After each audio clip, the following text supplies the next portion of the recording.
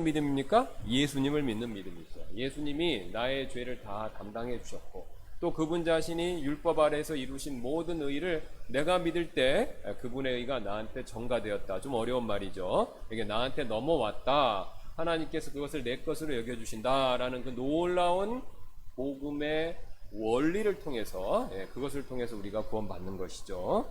자, 그래서 우리가 이제 그 사실을 확실히 알고 있다면 그 다음에 지금 살펴보는 내용들을 이해하기가 상대적으로 쉬워집니다. 자, 근데 이제 왜 여기에 대해서 우리가 살펴보는 것이 필요하냐면 이 성경을 딱 무심코 보시면 이 지금 우리가 나와 있는 내용들이 마치 구원을 상실할 수 있는 것처럼 또는 구원을 중간에 잃어버릴 수 있는 것처럼 이렇게 생각하는 구절들이 있습니다. 자, 그럴 때 우리가 이거를 그런 오류와 그 다음에 오해를 피하기 위해서는요. 자, 성경을 보는 가장 중요한 두 가지 방법 제가 지난번에 말씀드렸죠. 좌우로 보는 방법이 있습니다. 우리가 레퍼런스라고 그러죠. 콘코던스나 그 다음에 스토론 같은 색인을 통해서 성경의 어떤 단어가 어디 나와 있는지를 쭉 살피는 겁니다. 요즘에는 그런 것이 없어도 좋습니다. 왜냐하면은 앱이라든가 컴퓨터 프로그램이 워낙 다 잘 발달되어 있어서 그냥 놓고 단어를 치면 쫙 나옵니다.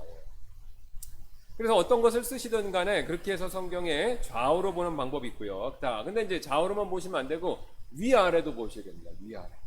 그 단어가 그 문맥에서, 그 장절에서, 그 넓게는 그 성경책에서 어디에서 어떤 흐름에서 어떤 문맥에서 쓰였는지 그걸 반드시 보셔야 된다는 겁니다. 그거 없이 보면요, 이상한 해석이 나올 수가 있습니다. 모든 이단, 심지어는 극단들은요, 다 이 문맥에 따라 보는 걸 무시해서 생기는 경우가 거의 대부분입니다. 거의 대부분. 자, 그래서 그걸 막기 위해서는 문맥에 따라 보셔야 되는데 우리가 오늘 그 방법으로 또 한번 계속해서 살펴보도록 하겠습니다. 자, 그 다음 우리가 지난번에 이제 끝까지 견디는 자, 그 마태복음 24장 13절 거기까지 살펴봤죠. 그래서 끝까지 견디는 자라는 것은 직접적으로 우리 이방인 교회에게 하는 것이 아니라 누구라고 말씀드렸습니까? 이게 좀 이해하기 좀 어려우실 수가 있습니다. 왜냐하면 이 종말론에 대해서 이 마지막 때 특별히 이스라엘과 교회의 그 부분에 대해서 공부하지 않으면 굉장히 혼동되는 부분인데 그건 다음에 이제 기회 있을 때 살펴보고요. 어쨌든 지금 끝까지 견디는 자다라고 했을 때는 이스라엘 사람들에게 1차적으로 말씀하신 거죠. 예, 그래서 그들이 환란을 받고 있을 때 특별히 7년 대환란 중에서 후에 3년 반의 가장 극심한 환란 기간 동안에 있을 때 그때 핍박을 받으면서 그 핍박을 인내하면서 믿음을 부인하지 않고 견디고 있었을 때 3년 반이 딱 지났을 때 누가 오십니까? 예수님이 진짜 눈에 보이게 오시는 겁니다. 그럼 우리는 뭐 하냐? 그 전에 그러니까 이 대환란 7년이 시작되기 전에 우리는 휴거돼서 공중에 있습니다. 어린 양이 이제 보통 혼인잔치라고 그러는데 공중에서 예수님과 같이 혼인잔치를 하고 있는 겁니다. 이제 그때 이제 그리스도의 심판석이 이루어질 것이고 그 다음에 이제 우리는 그 하늘에 있다가 이 3년 반 끝나고 후 3년 반이 끝났을 때 예수님과 같이 우리는 이 땅에 오는 것이죠. 그럼 이 땅에 누가 있느냐? 유대인들하고 그 다음에 또 유대인들이 복음을 전해서 또 구원받은 이방인들이 있습니다. 예. 그래서 그 사람들이 엄청난 박해를 견디면서 살아남아서 거의 겨우겨우 살아남아 있다가 이제 예수님 오시는 것을 통해서 그때 이제 그들이 천년왕국에 우리랑 같이 들어가는 거죠. 예. 바로 이제 그 내용을 말씀하는 겁니다. 자, 여기서 말하는 구원은 이제 천국 가는, 물론 그 사람들이 그 환란을 견디다가 죽으면 그 사람들도 천국 갑니다. 예, 그 사람들 천국 가는데 지금 여기서 말하는 구원은 이스라엘의 민족적 구원입니다. 개개인의 구원뿐만 아니라 민족적 구원이죠. 이스라엘 백성들이 이제 그때 이제 바로 천년왕국에 들어간다 이런 뜻이 되겠습니다. 자, 그 다음에 이제 누가복음 8장 13절 말씀 보시면요, 거기 바위에 있는 것들은 들을 때 기쁨으로 말씀을 받아들이나 뿌리가 없어 잠시 믿다가 시험 때에 떨어져 나가는 자들이에요. 여기 보니까 잠시 믿다가 시험의 때에 떨어져 나가는 자들이다. 그러니까 믿다가 이거 떨어져 나가니까 구원 상실 아니에요? 이렇게들 생각하신다는 거예요. 자, 그래서 이거는요, 마태복음의 그 예수님의 씨 뿌리는 자 비유와 연결해서 보셔야 됩니다. 그래서 연결해서 보시면 지난번에 말씀드렸던 것처럼 다시 한번 제가 말씀드리겠습니다. 자, 복음의 말씀을 듣습니다. 근데 복음의 말씀을 들으면요, 사람은 처음에 그걸 머리로 이해하는 게 필요합니다. 그렇죠? 네. 정신지체 장애가 있지 않는 이상은 어떤 내용을 얘기를 하면요, 머리로 먼저 이해합니다. 네. 그 다음에 머리로 이해한 것을요, 마음으로 받아들여야 돼요. 그렇죠? 그러니까 머리로 이해하고 마음으로 받아들여야 됩니다. 그러니까 먼저 이해하고 그다음 마음으로 온 마음을 다해서 그걸 받아들여야 되는 거죠. 그래서 성경에서 말하는 진정한 믿음은요, 이제 saving faith라고 그러죠. 구원 얻는 믿음은 뭘 얘기하냐면 듣고 머리로 이해해서 멈추면 안 됩니다. 그 다음에 그게 마음으로 완전히 믿어져야 되는 거예요. 그래서 거기 보시면 밑에 이제 그 내용들이 있습니다. 그 사도행전 26장 27절 옛날에 한번 살펴봤던 내용인데 다시 한번 복습하겠습니다. 바울이 이제 아그리빠 왕한테 이 복음을 전하면서 이렇게 얘기하죠. 아그리빠 왕이여, 왕께서는 대언자들의 글을 믿으시나이까. 자, 여기 대언자의 글은 어떤 내용이냐면요, 바로 메시아, 그리스도가 오실 것이다. 그래, 그리스도가 오셔서 우리를 구원해 주실 것이다. 그 내용입니다. 그러니까 그리스도를 믿으십니까? 오실 그리스도를 믿으십니까? 이 내용입니다. 그러니까 뭐라고 얘기하죠? 바울이 그 다음에 믿으시는 줄 내가 아나이다 하니, 여기까지 들으면 바울의 말에 따라 근거해서 보면요, 아그리빠 왕은 믿으시는 줄 내가 아나이다, 그러니까 구원 받은 거겠죠? 그렇죠? 여기까지만 딱 보면요, 그렇죠? 예, 믿으시는 줄 내가 아나이다. 그러면 지금 대언자의 글, 특별히 예수님에 대한 대언의 내용을 아그리빠 왕이 믿으시는 줄을 내가 아나이다. 그러니까 뭡니까? 여기까지 바울의 얘기를 들어보면요, 아그리빠 왕 믿고 있는 거로 우리가 이렇게 그렇게 이해할 수 있죠? 자, 그런데 아그리빠 왕의 대답이 놀랍습니다. 그 다음에 28절 보시면요, 그때가 아그리빠가 바울에게 이르되 내가 나를 설득하여 거의 그리스도인이 되게 하는도다. 믿는 줄 안다 그랬는데 자기는 그 그리스도인 됐다고 그럽니까? 아직 안 됐다고 그럽니까? 안 됐다고 그러죠. 거의 그리스도인이 될 뻔했다는 겁니다. 근데 바울이 거의 그리스도인이 될 뻔한 상태를 믿는다라는 표현을 했다는 겁니다. 그럼 이것은 무엇을 얘기하고 있습니까? 아그리빠 왕이요, 머리로 다 이해했다는 거죠. 머리로 다 아는 겁니다. 네. 머리로 이해한 거를 지금 얘기하는 거예요. 그래서 머리로 이해했지만 온 마음으로는 아직 믿지 못한 것이죠. 자, 그래서 여기 보시면 사도행전 8장 37절 뒷장을 한번 넘겨서 보시기 바랍니다. 빌립이 아주 유명한 이런 말을 했죠. 빌립이 이르되 만일 그다가 마음을 다하여 믿으면, 그냥 믿는 게 아닙니다. 마음을 다하여 믿어야 된다는 거죠. 그러니까 머리로 믿으라는 게 아니라요, 마음을 다하여 믿으라는 거예요. 여러분, 왜 우리가 마음을 다해 믿어야 될까요? 그냥 믿는 게 아니라 머리로만 이해하고 그 정도가 아니라 왜 꼭 마음까지 다해야 됩니까? 간단하죠? 마음이 우리 자신입니다. 그리고 우리 성경에서는 혼이라고 부르고 때때로는 또 영이라고도 부릅니다. 또 우리 개역식의 표현을 따르면 영혼이라고 부르기도 하고요. 네. 그래서 마음이 그 사람 자체죠. 네. 그러니까 마음으로 믿는 게 내 자신이 진짜 믿는 겁니다. 단순히 머리로 이해해서 믿는 것 정도가 아니라 내 마음이요. 자, 우리가 대화할 때도 그런 거 있죠? 어떤 사람이 얘기를 해요. 그러면 이 사람이 말하는 걸 머리로는 이해합니다. 어떤 논쟁이나 어떤 제안이 있을 때 머리로는 이해해요. 근데 내가 마음으로 안 받아들일 수 있어요. 그렇죠? 여러분, 그렇지 않습니까? 내 마음을 안 받아들일 수 있어요. 아주 쉬운 예로 데이트를 합니다. 근데 데이트를 하는데 그 사람 생각해 보니까, 그 사람 이제 데이트를 이제 했고 친구하고 얘기를 하는 거예요. 그 사람 어때? 그러니까 그 사람 이런 면에선 좋아. 그러나 내가 아직 그 사람에 대해서 좋아하는 감정은 없어. 결혼하고 싶은 생각은 없어. 그렇죠? 그 사람의 좋은 점을 머리로는 알지만 내 마음으로는 그 사람을 받아들인 게 아직 아니죠. 예수님도 마찬가지라는 겁니다. 머리로는 그분이 좋은 분이다, 인정할 수 있죠. 이해할 수 있습니다. 그 다음에 그분이 훌륭한 분이다, 이해할 수 있죠. 심지어는 구원자다, 그거 이해할 수 있습니다. 성경 말씀 찬찬히 들여다보면 다 이해합니다. 그러나 내가 마음으로 받아들이는 것은 별개라는 거죠. 그래서 그 차이점이 있습니다. 그래서 누가복음에 여기 나오는 건 잠시 믿다가 시험의 때에 떨어져 나간 자들이다라고 한 것은 머리로 이해하고 온 마음으로는 못 받아들인 겁니다. 그러니까 지난번에 말씀드렸듯이 이렇게 생각할 수 있죠. 자, 씨앗이 뿌려집니다. 그럼 씨앗이 뿌려지면요, 흙 위에 떨어지죠. 흙 위에 떨어지지만 이 씨앗이 뿌리를 내리고 밑으로 쫙 들어가기 전에는요, 그 씨앗은요 제대로 땅에 정착한 게 아닙니다. 그냥 여기 있다가 멈춘 거죠. 근데 여기 예수님 말씀 보니까 밑에 이제 그걸 바위라고 표현하죠. 밑에 바위가 있으니까 뿌리가 내려가다가 멈춘 겁니다. 그러니까 이제 뿌리가 별로 없죠. 그러니까 어려움이 오면 이 식물이 결국은 곧바로 죽어버리는 거죠. 그러니까 참되게 내려가서 마음에 뿌리를 내리지 못한 겁니다. 그러니까 마음에 조금 들어와서 멈췄다 만 거죠. 사실 이게 이런 일이 비일비재입니다. 복음을 열심히 안전하고 이 마음으로 받아들여야 된다, 마음으로 믿는다는 건 모르고 그냥 머리로 이해하는 정도를 생각하고 있으면요, 교회 다녀도 그냥 이런 상태에 계신 분들이 많습니다. 마음으로 꼭 받아들여야 됩니다. 예수님 그걸 비유로 말씀하셨죠. 그 다음에 여기도 똑같지 않습니까? 8장 14절. 가시나무들 사이에 떨어진 것은 말씀을 듣고 나아가다가 이 세상 삶의 염려와 재물과 쾌락으로 숨이 막혀 완전함에 이르는 열매를 내지 못하는 자들이니라. 여기서 완전함에 이르는 열매라니까 막 열심히 행해갖고 그래갖고 하나님이 명령하는 거 다 지켜갖고 그래서 하나님 앞에서 완전 퍼펙트한 사람 되는 거, 이걸 생각하시는데 절대로 그게 아닙니다. 성경은 어느 구절에서도 사람의 행위를 통해서 완전해질 수 있다라는 걸 지지하는 구절이 한 구절도 없습니다. 그런 뜻이 될 수가 없는 거죠. 그러면 문맥에 따라 보면 완전함에 이르는 열매는 뭡니까? 바로 완전한 믿음을 얘기하는 거예요. 그럼 완전한 믿음은 뭡니까? 막 기도 열심히 하는 거예요. 막 그다음에 막 눈물 흘리는 거예요.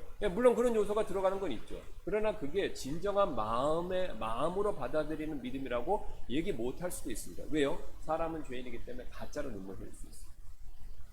그렇죠? 가짜로 울부짖을 수도 있죠. 저도 옛날에 제가 교회 신앙생활 했을 때 그런 적이 있습니다. 제가 한번 옛날에 말씀드렸던 중고등학교 때 수련회 갑니다. 그러면 막 북치고 드럼 치고 막 촛불 켜놓고 그러면요 분위기 싹 잡힙니다. 그래갖고 누가 죄 얘기를 해요. 그럼 누가 여학생 중에 이제 센티멘탈하니까 여학생들은 감성적이니까 눈물을 막 흘리는 거예요. 막 울으면 옆에 있는 사람들이 또 중고등학교 순진하잖아요. 그때는 지금보다는 좀 더 순진했던 것 같아요. 지금도 순진하지만 그땐 더 순진했으니까 막 누가 울고 그러면 또 우는 거예요, 같이. 그러니까 감정이입이지 내가 진짜 죄인이다. 그래갖고 이게 내가 마음으로 받아들이는 경우가 최소한 저 자신에게는 없었습니다. 뭐 다른 사람도 있었던 것 같은데 나중에 보니까 교회 신앙생활 안 하더라고요. 마음으로 진정하게 믿는 게 없었다. 그러니까 온 마음을 다해서 받아들이는 거예요. 온 마음을. 그러니까 그것이 바로 완전함에 이르는 열매라는 뜻인데, 자, 그러나 좋은 땅에 있는 것은 말씀을 듣고, 보세요. 말씀을 듣고 정직하고 선한 마음에 그것을 간직하여. 자, 제가 요즘에 묵상글로 깨어짐에 대해서 굉장히 많이 말씀드리죠. 바로 깨어진 상태를 얘기하는 거예요. 정직하고 선한 마음이 이 순간만큼 깨어진 것, 거짓되지 않고 그 다음에 마음의 교만이라는 악이 없는 그런 상태를 얘기하는 거예요. 그러니까 정직하고 선한 마음 속에 그것을 간직해요. 그 순간만큼은 마음이 부서져야 되는 거죠. 그러니까 우리는 죄인이기 때문에 마음이 늘 부패해 있죠. 부패해 있지만 구원받을 때, 최소한 구원의 말씀을 들었었을 때 마음의 부서짐과 깨어짐이 있어야 된다. 그래서 그 순간만큼은 정직하고 깨어진 마음이 됩니다. 그리고 그런 상태에서 말씀을 받아들였었을 때 그 말씀이 나의 마음과 합하여서 바로 구원에 이르게 하는 그 믿음이 된다는 겁니다. 예수님 이건 말씀하시는 거예요. 자, 그러니까 이제 이게 그 사실을 누가복음 8장 12절 똑같이 보여주죠. 길가에 있는 것들은 말씀을 듣지만 뒷장입니다. 그때 마귀가 와서 그들의 마음에서 말씀을 빼앗아가므로 믿지 못하고 구원받지 못하는 자들이니라. 자, 마음에서 말씀 뺏어갔다 그러죠. 다 전부 마음과 관계에서 말씀하고 있습니다.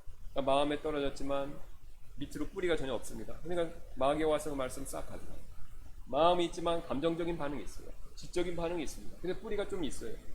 이해하고 반응도 했습니다. 아그리빠 왕처럼, 그다음 벨릭스처럼. 그래서 두렵고 떨는 그런 반응도 있었다는 거죠. 자, 그러나 완전히 그게 뿌리가 내려서 자신의 마음과 합해지지 못했다. 온 마음을 다해서 믿지 못했다. 그걸 얘기하는 거예요. 자, 그래서 여기 잠시 있다가 시험에 떨어져 나갔다라는 것은 문맥적으로 봤을 때 예수님의 비유의 원리를 마태복음과 연결해서 봤었을 때 믿었다가 떨어져 나간 게 아니라는 겁니다. 절대 그럴 수 없죠. 자, 그러면 진짜 온 마음을 다 이렇게 믿으면요, 이게 하나님 손이고 내 손인데 이게 마음입니다. 마음의 손입니다. 그래서 내가 예수님 손을 내밀 때, 예수님 이렇게 손을 내밀 때 내가 이렇게 딱 잡았을 때 나는 놓을 수가 있지만 어떻습니까? 예수님 절대 안 놓는 거죠. 절대 안 놓는 거죠. 이거 증거 있냐? 있죠. 베드로 대표적인 케이스예요. 베드로는 최소한 예수님 앞에서 물고기 많이 잡는 사건이 있었잖아요. 그러니까 무릎 꿇고 뭐 했어요? 주는 그리스도에서 살아계신 하나님 아들이에요. 죄인이니까 나를 떠나서도 그런 고백을 했어요. 최소한 주는 그리스도 살아계신 하나님 아들이시다. 마음으로 믿어 의에 이르고 입으로 신하여 구원에 이른다고 그랬는데, 자, 베드로는 최소한 예수님한테 2번 이상 자기의 믿음을 고백했습니다. 자, 그랬는데 예수님 체포됐었을 때 어떻게 했습니까? 3번 부인했잖아요.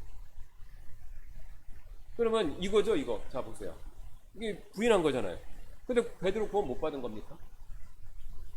아무도 베드로가 구원, 3번 부인했다고 그 사람 구원 상실하고 그 사람 구원 받은 사람 아니다. 구원 잃어버렸다고 얘기하는 사람은 아무도 없습니다. 하나님 들고 계신 거죠. 절대로 하나님은 손을 안 넣으신다는 거예요. 한 번 붙들면. 근데 베드로처럼 한 번 제대로 붙들어야 된다는 거예요. 근데 한 번 제대로 붙드는 게 뭐냐라고 했었을 때 바로 온 마음을 다해 믿는 거. 성경은 다양한 표현이 있습니다. 온 마음을 다해 믿는 거. 온 마음을. 그럼 온 마음을 다해 믿는 거 어떻게 하냐? 우리는 모르죠. 그분하고 하나님 사이 관계죠. 근데 우리가 해줄 수 있는 거는 빌립처럼 네시한테 해줬던 것처럼 온 마음을 다하셔야 돼요. 그냥 머리로 이해하시는 거 말고 감정적으로 조금 반응하시는 거 말고 온 마음을. 그럼 온 마음을 다하라고 하면 잘 못해요. 왜요? 마음이 단단하니까. 예수님 말씀처럼 바위도 있고 그 다음에 가시나무도 뿌리도 있는 거예요. 그러니까 가시나무도 있고 바위도 있으니까 이게 안 되지요. 그러니까 그게 깨져야 되는 거죠. 바위가 깨져야 되고 가시나무 뿌리가 그게 제거돼야 되는 거예요. 그런 깨짐이 있어야 된다는 겁니다. 늘은 어렵죠. 우리 구원받고도 우리가 늘 있는데요. 예. 그러니까 최소한 구원받으려고 할 때 그때만큼은 가난해져야 돼요. 그때만.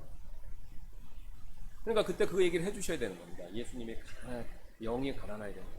없어야 된다. 지금 그 안에 있는 바위, 가시나무 뿌리 같은 거 그런 거 다 버리셔야 됩니다. 나아만 장군, 제가 나아만 장군 얘기했듯이 나아만 장군 보세요. 그쵸? 화나서 갔잖아요. 처음에는요. 왜 그렇습니까? 굉장히 교만한 사람이잖아요. 예. 그 당시 시리아가 그 중동 지역에서 이스라엘을 막 억압하고 강력한 국가였단 말이죠. 그 다음에 그 시리아 왕이 신세졌던 만큼 굉장히 유능한 장군이었습니다. 용사다라고 얘기하죠. 근데 용사지만 그 뒤에 표현이 뭐가 나옵니까? 열왕기 그 하에서 그는 나병 환자다라 딱 나옵니다. 용사지만요 나병 환자예요. 갑옷 안에는요 겉에는 화려한 갑옷을 입고 반짝반짝하고 멋있고 체격도 좋았겠죠. 그러나 그 안에는요 나병, 부패하고 썩은 나병으로 피부가 엉망진창이었다. 근데 그가 하나님께 나와서 구원을 요청하다. 병에 낫는 병으로부터 구원을 요청한다. 그래서 엘리야가 딱 가르쳐, 그 엘리사가 가르쳐주지 않았습니까? 무단강에 들어가서 7번 씻었어요. 그러니까 그 반응이 어땠어요? 그러겠습니다. 하고 가면 좋은데 화를 내고 돌아갔어요. 기분 나쁜 거죠. 왜? 쳐다 나오지도 않고 그 다음에 와서 나와갖고 이렇게 안수라도 좀 해줘야 되는데 그것도 안 해주고 그 다음에 요단강 그 갔다 오신 분들 얘기 들으셨잖아요. 지금은 더 그렇다고 합니다. 요단강이 뭐 물이 큰 것 같은데 요즘에 성지서 인터넷 가서 찾아보시면 금방 볼 수 있습니다. 요단강 시냇물이에요. 시냇물. 그러니까 그 시리아에 큰 강이 있는데 이런 데 가갖고 내가 냇물에 가서 7번 들어가라고 애들 장난치나 이런 생각이 확 들어요. 왜 그렇습니까? 그 말은 마음이 높은 겁니다. 시리아 장군 돈도 갖고 왔죠. 돈도 많고 권력도 있고 명예도 있고 힘도 세고 장군이. 근데 그걸 깨어뜨리지 못해요. 근데 이 사람이 훌륭한 점이 있습니다. 자기 종들이 거기 나오죠. 그 다음 구절에 그 얘기를 하지 않습니까? 아니 우리 주인님 엘리사가 그거보다 더한 걸 시켰어도 주인님은 그거 하셔야 되는 거 아니냐. 그러니까 만약에 요단강에서 무릎 꿇고 있어 이렇게 해도 나아만 장군 당신이 해야 된다는 거예요. 왜요? 나으려면 낳고 싶으면 무조건 말 들어야 된다. 그걸 돌려서 얘기하는 거예요. 그러니까 종들이 굉장히 지혜로운 거예요. 사실 하나님이 그 종들을 통해서 그들의 입술을 통해서 남한테 가르쳐 주시는 거죠. 돌려서 그냥 직접 말하면 죽잖아요. 장군님 너무 교만해서 안 됩니다. 그거 말 들어요. 이렇게 하면 이렇게 될 수 있잖아요. 장군이 화났는데 거기다 당신 교만해요. 그러면 이렇게 되는 거 아닙니까? 그러니까 아주 부드럽게 지혜롭게 돌려서 얘기하는 거예요. 더한 걸 시켜도 나으시려면 해야 되잖아요. 그리고 부착 간청을 한 거예요. 그러니까 나아만이 거기서 중요한 결정을 내리죠. 아 맞아. 내가 나으려면 말 들어야지. 그리고 기술을 돌려서 했습니까? 7번. 성경엔 자세히 안 나오지만 많은 설교하시는 분들, 성경 연구하시는 분들 이렇게 상상해서 이런 얘기를 많이 했어요. 자, 나아만이 들어갔습니다. 근데 한 번도 아니고 7번이에요. 3번도 아니고 7번이죠. 그럼 처음에 딱 들었나? 효과 없어. 2번, 효과 없어. 3번, 효과 없어. 그럼 나아만 성격상 5, 6번 갔을 때 이거 그만해야 될까? 이런 유혹도 받았겠죠. 왜 하필 7번이었을까? 성경은 7번은 완전해요. 그러니까 완전한 깨어짐을 얘기해요. 이거 내가 뭔 짓 하나 그러면서 안 하고 나갈 수도 있었어요. 근데 그가 끝까지 참은 거예요. 처음 한 번만 했으면 쉬웠겠죠. 근데 7번을 계속 해야 되는 거예요. 7번 하는 동안 영과 육이 싸웠겠죠. 근데 그가 자기가 깨어진 걸 선택해요. 그랬더니 기적적으로 7번 만에 거기 성경에 놀라운 편 있죠. 아이들 살아갔죠. 장군이니까 좀 나이가 있었겠죠. 쭈글쭈글하고 늙었을 텐데 또 시리아의 그 땡빛에 그 이스라엘 중동 지방의 땡빛에 시커맸을 건데 지금도 중동 사람들 까마잡잡하잖아. 아이가 차했답니다. 순수 아주 깨끗한 살입니다. 그리고 나아만이 어떻게 했습니까? 그냥 그리고 아유 고맙습니다 하고 그냥 굿바이 하고 자기 집으로 돌아갈 수도 있었어요. 근데 어떻게 됐죠? 태도가 바뀌었습니다. 하나님에 대해서 깨달은 거예요. 와 이거 대단한데?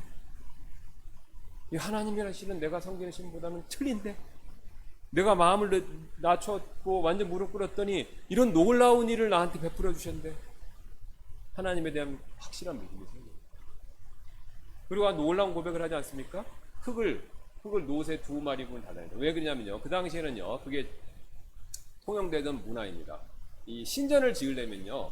그 자기가 속한 땅에 있는 흙으로 이렇게 그러니까 뭐냐면 번제물이라든가 이런 하나님께 자기가 믿는 신한테 드리는 이 제사 헌물 드리는 도구를 만듭니다. 그러니까 제단 같은 걸 만든다고 보시면 됩니다. 그러니까 이스라엘 땅에 그걸 가져다가 자기가 여기서 못 섬기니까 가져다가 이스라엘 땅에 흙을 가져다가 바로 거기다가 제단을 그 흙으로 만들어서 자기가 하나님을 섬기겠다는 겁니다. 예. 구약 시대 경륜은 그게 하나님을 섬기는 방법이에요. 그러니까 구원받은 구약의 이스라엘 사람들이 하나님을 섬기는 방법은 제단에 선물 드리는 겁니다. 왜냐하면 아직 예수님이 안 오셨으니까 모형적으로 미리 오실 걸 믿으면서 이렇게 드리는 거예요. 우리는 어떻게 됐습니까? 이미 오신 걸 믿고 이렇게 예배 드리는 거죠. 근데 그 사람들은 아직 안 오셨으니까 오실 것을 생각하면서 이렇게 드린 거고 헌물이나 이런 걸 드린 거고 우리는 예수님이 헌물의 역할을 다 하셨으니까 그 헌물 드리는 제사를 또 할 필요가 없죠. 이미 다 이루어졌으니까. 그러니까 우리는 그거 안 하고 기념만 하는 겁니다. 기념만 하는 거. 그 대표적인 게 뭡니까? 만찬. 침대로 간증하고 만찬으로 기념하는 거. 그러니까 또 할 필요 없어요. 왜? 아니 예수님이 다 이루신 일인데 뭐하러 또 그걸 합니까? 예. 그러니까 희생 제사물을 할 필요가 없는 이유가 뭐냐면 그러니까 앞으로 이렇게 이루어질 거라는 거를 하나님께서 미리 시청각적으로 보여주셨는데 그거 다 이루어졌으니까 다 이루어졌는데 뭐하러 또 합니까? 그걸 할 필요가 없는 거죠. 그냥 기념만 하는 거죠. 인천장혁작전이 성공했는데 그거 성공한 거를 우리가 또 할 필요는 없잖아요. 그냥 기념만 하면 되는 거지. 그래서 구약 시대에는 이스라엘 백성들이 또 구원받은 이방인들조차도 그런 방법으로 하나님을 경배하고 섬긴 거죠. 그래서 나아만이 어떻습니까? 그걸 가져가고 그 다음에 한 가지 익스큐스를 구하는 거지 않습니까? 엘리사한테 내가 이제 시리아 왕을 섬겨야 되는데 림몬 집에 가서 구축해서 이렇게 해서 가서 왕 따라 이렇게 엎드려 하는 거 그거를 좀 이해해 주십시오. 그러니까 자기는 스스로는 절대 안 간다는 겁니다. 림몬이. 그냥 왕 때문에. 그러니까 권위에 순종해야 되잖아요, 또. 순종해야 되니까 그렇게 따라 들어가는 거예요. 물론 다니엘처럼 큰 믿음이 있어서 난 그것도 안 한다. 사자굴에 던져도 좋다. 이렇게 정도 하면 좋겠지만 이 사람 이방인이 구원 받았는데 그런 믿음이 어디 있겠습니까? 하늘에 뚝 떨어지는 건 아니잖아요. 그럼에도 불구하고 이방인인데 그렇게 한다는 건요. 큰 믿음이라는 거죠, 성경으로. 물론 더 믿음이 크면 그것도 안 하고 순교의 각오를 할 수도 있겠죠. 다니엘처럼. 자, 동일합니다. 성경은 동일하게 보여준다는 거죠. 마음의 부서짐이 있어요. 마음이 깨짐이 있어야 바위와 그 다음 내 마음 안에 있는 가시나무 그 외 기타 것들 그거를 다 솎아내야 된다는 거예요. 그걸 진실되게 주님 앞에 도와주세요 라고 할 때 영이 가난해요. 그러면 그때 성령님이 파자식 하면서 역사하시는 거예요. 물론 그렇다고 무슨 신비하게 뭘 하나님 말씀하시거나 전기가 오고 그런 거는 아닙니다. 근데 하나님이 이제 임하시면 내가 그걸 느끼기 때문에 그런 걸 느끼는 건 있지만 그렇다고 해서 막 그게 환상 보인다 뭐 꼭 뭐 하나님이 나한테 뭐 말씀을 주신다 그런 걸 의미하는 건 아니라는 거죠. 물론 신약 시대에는 그런 환상 바울이 마케도니아 사람 환상 뭐 그런 것도 있을 수 있었죠. 근데 지금은 말씀이 있으니까 그럴 필요가 없어서 안 해주시는 건데 어쨌든 성령님이 그때 역사하시면서 찾아오셔서 우리 마음에 역사하시면서 누군가 안에 들어오신 걸 내가 느끼는 거죠. 그러니까 그걸 알죠. 그러니까 구원받은 사람은 압니다. 성령님이 안에 계시니까.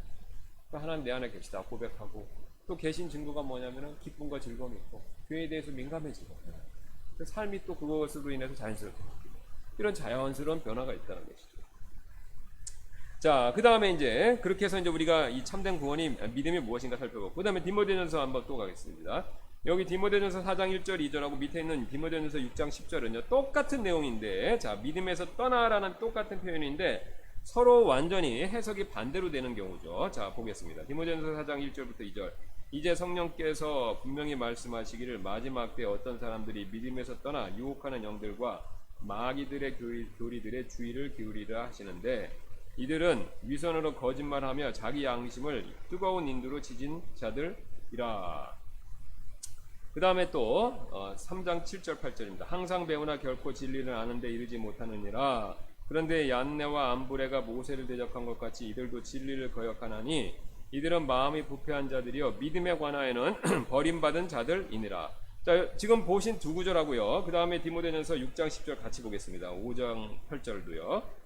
6장 10절입니다. 돈을 사랑함이 모든 악의 뿌리이니 어떤 자들이 돈을 탐내다가 믿음에서 떠나 잘못하고 많은 고통으로 자기를 찔러 꿰뚫었도다. 5장 8절입니다. 디모데전서. 그러나 누가 자기 친족 특히 자기 집 사람을 부양하지 아니하면 그는 믿음을 부인한 자요 불신자보다 나쁜 자니라. 자 그럼 제가 질문 한번 드리겠습니다. 앞에 두 구절하고 뒤에 나와 있는 디모데전서 두 구절 둘 다 디모데인데요, 1번하고 2번 봤을 때 어떤 것이 구원받은 사람인데 어떤 게 구원받은 사람의 내용인 것 같습니다. 둘 중에 하나는 구원받은 사람이고 둘 중에 하나는 원래부터 구원 안 받은 사람인데, 1번하고 2번을로요. 한번 손들어서 한번 해보겠습니다. 1번이 구원받은 사람이다 생각하시는 분들, 그 다음에 아니면 그러면 1번이 구원받지 못한 사람이다 생각하시는 분들, 그 다음에 2번이 구원받은 사람이다 생각하시는 분들, 그 다음에 2번이 구원받지 못한 분들이다 생각하시는 분들.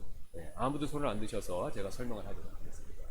자, 뭐 어떻게 생각하셔도 상관이 없는데 잘 보시면요, 1번에 나와 있는 두 구절은 이 사람들은 이제 원래부터 구원받지 못한 사람이다 보는 것이 굉장히 타당하겠죠. 근거가 있습니다. 자 보세요. 성령께서 분명히 말씀하시기를 마지막 때 어떤 사람들이 믿음에서 떠나, 보세요, 유혹하는 영들과 마귀들의 교리들의 주의를 기울이리라. 그 다음에 하시는데 이들은 위선으로 거짓말하며 자기 양심을 뜨거운 인두로 지진 자들이라. 자 보세요. 이 사람들은 유혹하는 영들과 마귀들의 교리들의 귀를 기울입니다. 근데 그 사람들의 그 귀를 기울이는 마음 상태가 어떻습니까? 위선과 거짓말하면서 자기 양심을 뜨거운 인두로 지진 자들이라는 거죠. 그러니까 마음이 벌써 완악한 거죠. 강팍한 거죠. 그럼 우리가 마음의 상태만 놓고 봤었을 때 이 사람들이 어떻습니까? 구원받은 사람이라고 보기가 굉장히 어렵죠. 예. 그 비슷한 예로 후자 디모데후서 3장 7절 8절도 마찬가지죠. 항상 배우나 결코 진리를 아는 데 이르지 못하느니라. 자, 배우긴 배웁니다. 교회에 와서. 구원의 복음의 말씀도 들은데 진리를 아는 데 이르지 못한다는 거죠. 근데 그 사람들의 상태를 뭐라고 얘기하고 있냐면 믿음에 관하여는 버림받은 자들이니라. 그러면서 대표적으로 얀네와 암브레를 얘기하죠. 모세를 대적한 것 같이. 그러니까 얀네와 암브레도 이스라엘 회중 가운데 있었지만 구원받지 못한 사람이라는 거죠. 그래서 항상 모세를 대적했다는 겁니다. 거기에 비유해서 바울이 얘기하는데, 자, 결정적인 증거가 있습니다. 이들은 마음이 부패한 자들이요. 예. 그러니까 벌써 이 두 구절에서 마음에 대한 얘기가 있는데 마음이 깨어지지 못했다. 마음이 단단하다. 왜냐하면 인두를 지졌으니까요. 그래서 마음 상태의 변화가 없기 때문에 이 사람들은 봤었을 때 구원받지 못한 사람이다 라고 보는 것이 무난하다는 것이죠. 예. 반면 디모데전서 6장 10절 5장 8절 말씀 보면 돈을 사랑함이 모든 악의 뿌리이니 어떤 자들이 돈을 탐내다가 믿음에서 떠나 잘못하고 많은 고통으로 자기를 찔러 꿰뚫었도다. 자, 여기서 보시면 이 사람들은 믿음에서 떠나 잘못하고 많은 고통으로 자기를 찔러 꿰뚫었도다 라고 얘기했는데, 자, 여기서 보면 이 사람들은 문맥에 따라 더 자세히 보시면 이 사람들은 구원받았지만 돈을 사랑하다가 실족해서 그걸로 인해서 징계와 시험에 빠지는 걸 얘기한다라고 보는 게 마땅하다는 겁니다. 예. 한번 그 문맥에 따라 시간이 없어서 못 보는데 한번 쭉 보시면 확인하실 수 있습니다. 게다가 5장 8절을 보면 디모데전서 5장 8절을 보면 더 정확히 알 수 있는데요. 그러나 누가 자기 친족 특히 자기 집 사람을 부양하지 않으면 그는 믿음을 부인하는 자요. 여기까지 보면 구원 못 받은 거죠. 그죠? 네. 여기까지 보면 구원 못 받은 건데 뒤에 나옵니다. 불신자보다 나쁜 자니라. 그럼 구원 받은 거죠. 네. 여기서 말하는 믿음을 부인하는 건 뭡니까? 예수님 안 믿겠다라는 것이 아니라 바로 저걸 얘기하는 거죠. 그리스도인으로서 사는 삶에 대한 믿음, 이걸 얘기하는 거죠. 그러니까 우리가 약간 좀 어려운 부분이 없잖아 있습니다. 예, 그러나 문맥에 따라 보시면 이해하시는데 큰 어려움이 없다는 겁니다. 그러면 왜 이 말씀을 드리냐? 보세요. 성경 공부 해준다고 가르치면서 요 구절만 딱딱 따다가요. 여기 보세요. 그러면서 믿음에서 떠날 수 있잖아요. 믿음에 관해서 버림받을 수 있잖아요. 그래서 돈 사랑하면 믿음에서 떠난 겁니다. 막 이렇게 얘기하는 분들이 있어요. 그래서 그 다음에 어떻게 하는 줄 아세요? 돈 사랑하면 믿음에 떠나는 거니까 돈 욕심 부리 말고 하나님한테 바쳐야 된다. 막 이런 거. 그래요. 실제로. 예. 그러니까 돈 갖고 많이 있으면은 안 되니까 하나님한테 헌금하십시오. 물론 하나님 앞에 헌금하는 건 맞는 거죠. 예, 그러나 그게 잘못 사용되면 안 된다는 겁니다. 그 교회와 목회자들의 욕심을 위해서 그게 오용되면 안 된다는 거죠. 여러분 재미있는 건요. 극단이나 이단은 항상 돈 문제가 꼭 있습니다. 여기에 뭐 하 이런 교회들 급성장하죠? 이유가 있습니다. 다 돈이에요. 그러면 돈을 어떻게 하냐? 자발적으로 냅니까? 아닙니다. 돈을 내게끔 그런 가르침을 꼭 얘기한다. 근데 그게 이들만 하는 게 아닙니다. 역사적으로 그런 방법은 행태는 계속해서 교회 역사를 통해 내려왔습니다. 그거 제일 잘한 데가 누군지 아세요? 천주교. 그 제일 잘한 사건이 뭔지 아십니까? 면제. 뭐 지금도 마찬가지고 천주교 교회는요. 뭐 제가 이제 우리는 이제 저 다닐 때는 이제 뺑뺑이 아시잖아요. 예, 고등학교나 뭐 이런 데 마음대로 가고 싶은 게 아니었습니다. 지금도 뭐 그런 게 있지만요. 제가 다닌 학교가 이제 고등학교가 해화동에 있는 동성고등학교라고 해서 거기에 천주교 재단이에요. 그 학교 뒤에 우리나라 카톨릭 신학대학원이 있어요. 난 처음에 몰랐습니다. 그 뒤에 이제 우리가 이제 운동장이 이제 고등학교에 하나가 있고 그 뒤에 큰 운동장이 있어요. 그래서 우리가 뭐 운동하거나 교령 같은 거 받을 땐 거기 가서 많이 했어요. 근데 나중에 알고 보니까 그게 우리 고등학교 운동장이 아니라 신학대학원, 카톨릭 천주교 신학대학원 사제들 키우는 데입니다. 천주교 신대원 거기에요. 거기 운동장입니다. 그걸 빌려 쓴 것 뿐이에요. 거기 이제 천주교 신학대학원 신부 되려고 공부하는 사람도 거기 나와서 운동할 일이 없으니까 이용을 안 하는 거를 그냥 이용한 건데 거기 이제 천주교 완전 재단인데 이렇게 가면 굉장히 부자예요. 천주교 성당 다니는 사람들 좋아하는 이유 중에 뭐냐면 돈 헌금하라고 강요 안 한다라고 합니다. 그러면 어떻게 이렇게 부자냐? 간단합니다. 죽을 때 유산을 교회에다 성당에다 일명 뭐냐면 그걸 마지막 하는 성사 종부성사죠. 종부성사를 할 때 헌금하라고 이렇게 얘기합니다. 그럼 같이 가르침이 있어요. 그러니까 재산을 많이 교회에다가 천주교에다가 기부하는 거예요. 그러니까 그 얘기를 듣고 어떤 분이 이렇게 말씀해요. 천주교는 푼돈 안 받고 큰 돈 받는다. 그러니까 이렇게 부자죠. 그러니까 막 그 안에 교회가 막 그 장식품 이런 거 보면 고가품이에요. 진짜 막 베드로 대성당 금으로 입혀냈지 않습니까? 그리고 뭐 미켈란젤로 시켜갖고 거기다가 그림 그리고 그건 값으로 헤아릴 수도 없는 인류 전체 뭐 세계 문화 유산 뭐 이렇게 돼요. 그 돈이 어디서 나와요? 성도들한테 나왔죠. 성도들한테 어떻게 나와요? 자발적으로? 물론 자발적으로 내신 분도 있죠. 거짓된 믿음의 분도. 그러나 대부분은 그런 방법을 통해서 돈이 왔다. 지금도 똑같은 방법으로 합니다. 근데 우리 침례교회는 어떡합니까? 자발적인 믿음의 근거에서 하도록 합니다. 자발적인 믿음으로 하라니까 안 해도 된다는 게 아니다. 이 자발적으로 하라고 그러면요, 우리나라 성도분들은, 특히 한국 사람들은 굉장히 그 개념을 오해해요.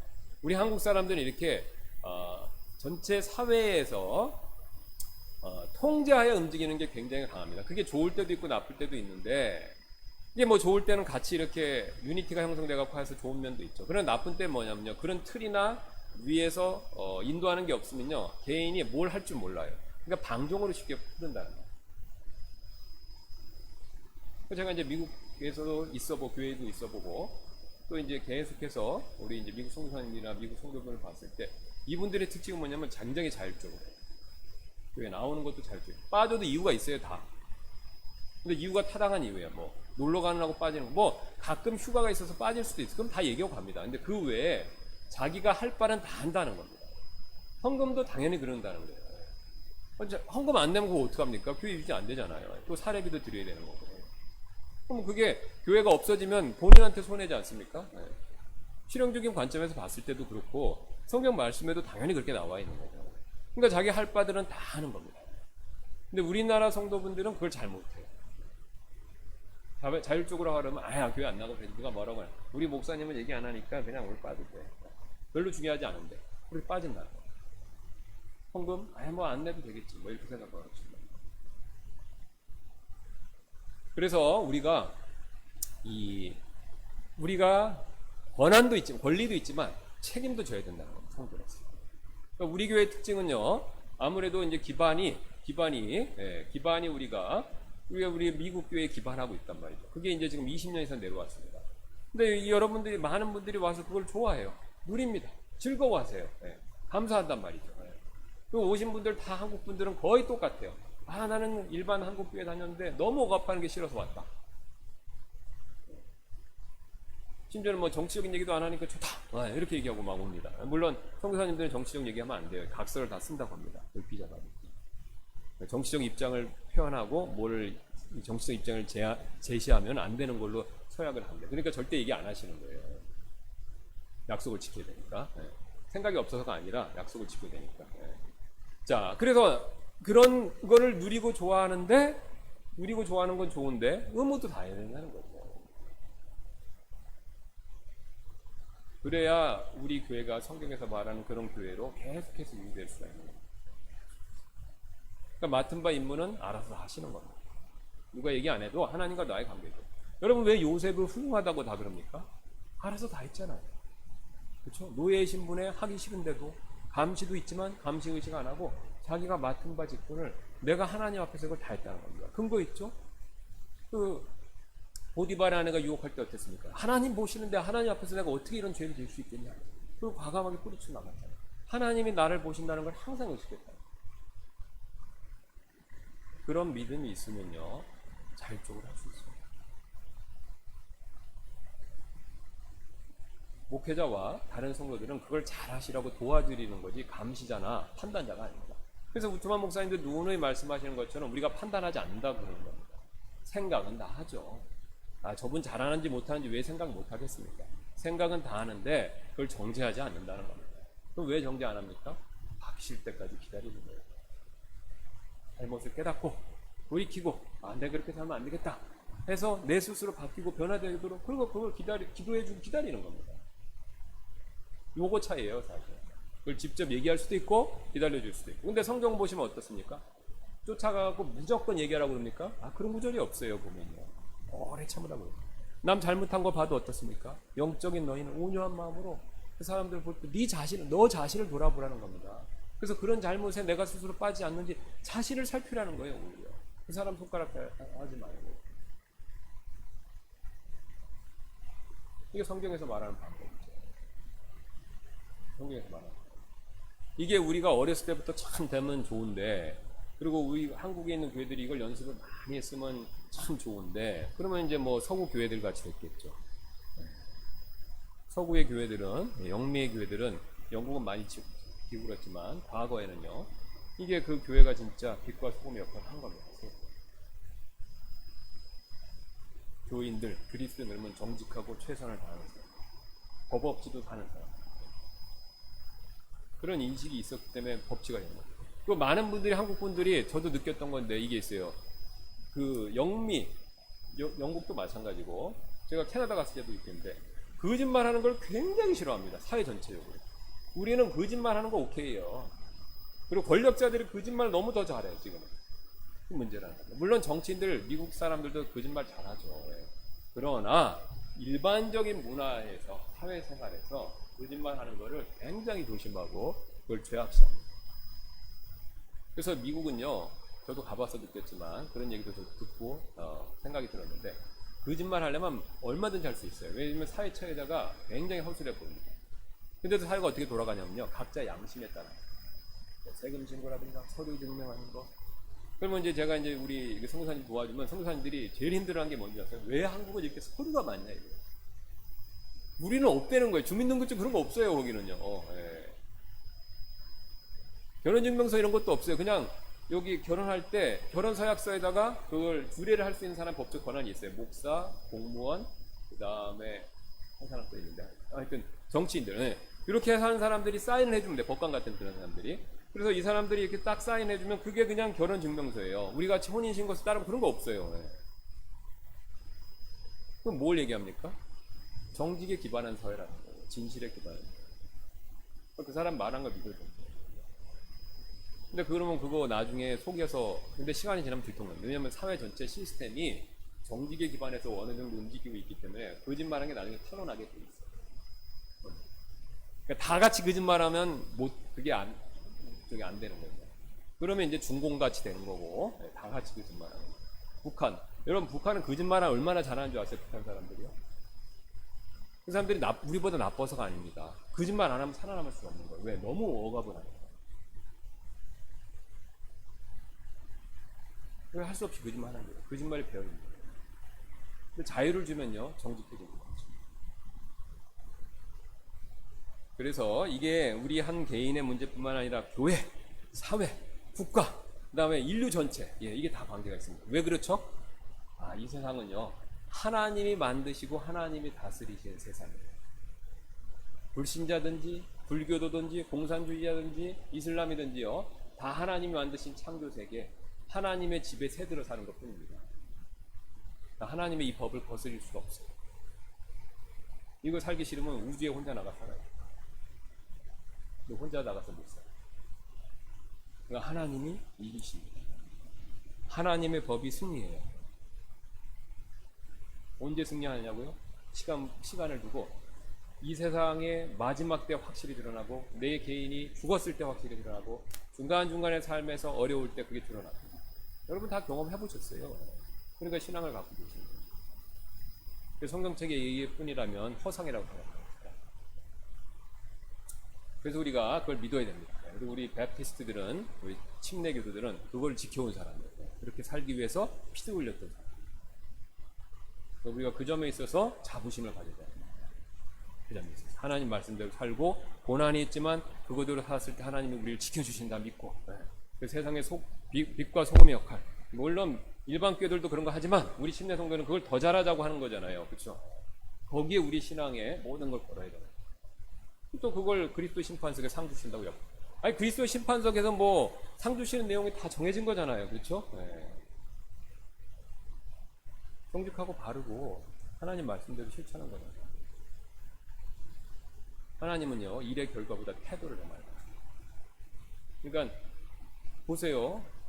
아니 뭐 그 복음 전에서 수천 명 보는 사람만 상 받겠습니까? 교회에서 그냥 묵묵하게 내가 청소하는 일 10년 동안 죽을 때까지 한 사람도 상 받죠. 태도를 보시니까. 결과가 아니라 상이죠. 큰 교회도 속으로 아무것도 없이 하나님 앞에 올바른 태도 없이 했으면요, 그 천만 받을 거예요. 그래서 우리가 그걸 명심하고 우리가 하나님 앞에서 올바른 길을 가기를 소원합니다. 잠깐 기도하고 마치겠습니다. 감사합니다. 하나님께서 오늘도 우리에게 말씀 통해서 우리 자신을 살펴볼 수 있게 해주셔서 감사드리고 진정한 믿음이 무엇인지 또다시 한번 우리를 되돌아 볼 수 있게 해주셔서 감사를 드립니다.